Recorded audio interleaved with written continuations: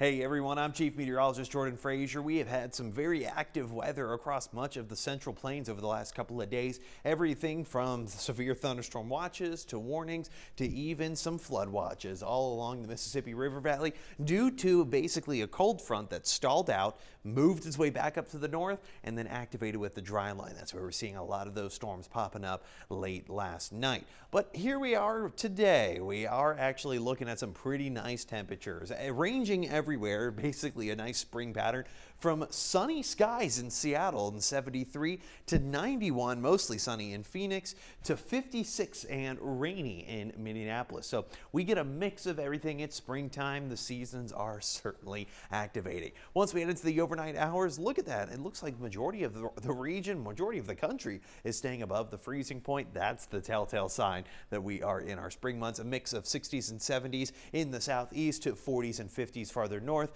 and into the northwest. I was tracking a whole lot of activity along the Texas Panhandle moving into DFW early in the morning, but then we started to see a lot of that stuff fizzle out. More activity mainly around central Oklahoma. They do have that severe threat into the overnight hours. Then you see that same system bringing heavy rainfall and a nice squall line down into Mississippi and Louisiana, but it looks to stay sub-severe, which is ideal in that situation. We could all use some rain, just not any kind of severe weather.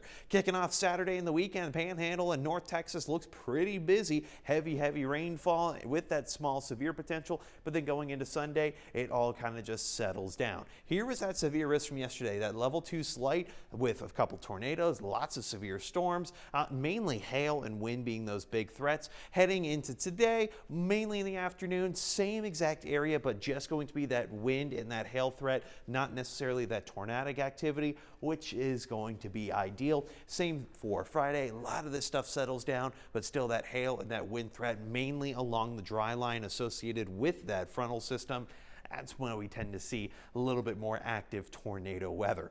All right, in terms of actual rainfall, we're getting a lot of blues, a lot of reds, so anything from about 2 inches to maybe 3 inches in North Texas. It's certainly well needed, and much of the Mississippi River Valley, anywhere from about half an inch to about 1.5 inches. Heavy rainfall, and all the areas expecting more rainfall are going to be the areas that are dealing with the chance for severe weather over the next couple of days.